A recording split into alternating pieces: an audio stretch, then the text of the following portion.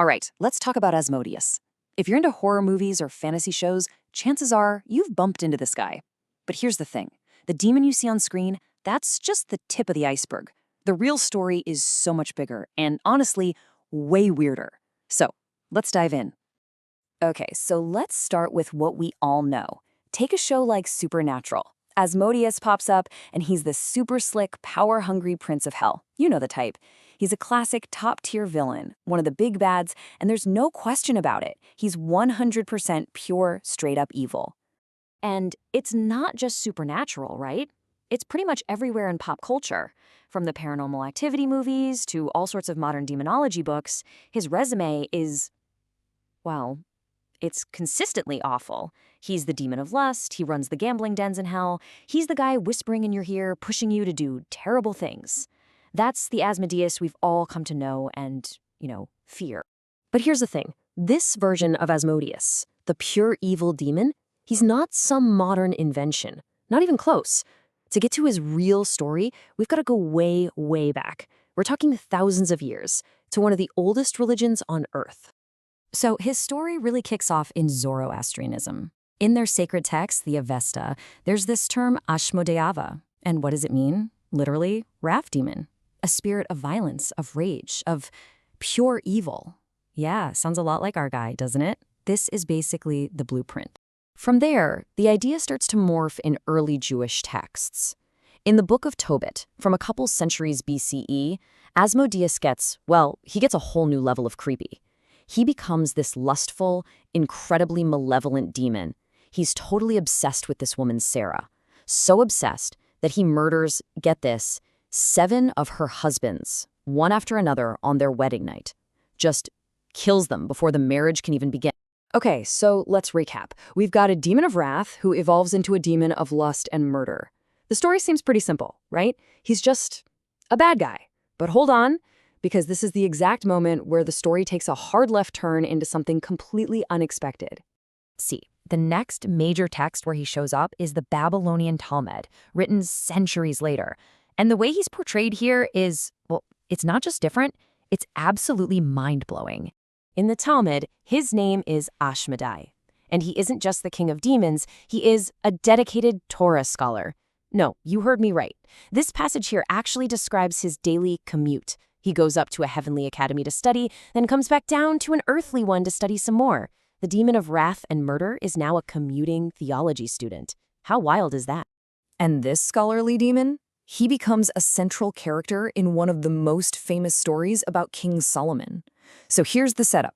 Solomon needs to build the Holy Temple, but he can't use any iron tools. The only thing that can cut the stone is this mythical worm called a shamir. And guess who the only one who knows where to find it is? Yep, Ashmedai. So King Solomon, the wisest man alive, literally has to capture the king of demons just to get his help. But Ashmedai is no one's errand boy. After he helps with the temple, he totally turns the tables on Solomon. He challenges him, tricks him, grabs his magic ring, and then, bam, flings him 400 miles away. And then he just takes over, impersonating the king and stealing the throne of Israel. This demon isn't just wise, he's smart enough and powerful enough to outwit the wisest man who ever lived. And if you think that's complicated, just wait. As we get into medieval Jewish folklore, the stories about him get even crazier. So, what are we left with? We have these 2 totally different pictures of the same guy. On one hand, you've got the monster, the demon of lust, wrath, the killer. But on the other hand, you have this complex, wise scholar king who helps build a temple and study sacred texts. How do you square that? And the layers just keep piling on. Get this. One story says he's actually King David's son, which means he has a legitimate claim to the throne he steals from Solomon. Another story paints him as this righteous king of a demon kingdom, where all his demon subjects are so devout they go to synagogue. So now he's a tragic heir, a pious king, and a wise scholar. That's a very, very long way from being just a simple monster. Okay, so that brings up the big question, right? How on earth did we go from that incredibly complex character all the way back to the simple one-note bad guy we see in movies and TV shows today? This timeline really lays out his wild ride. You can see it's not a straight line at all.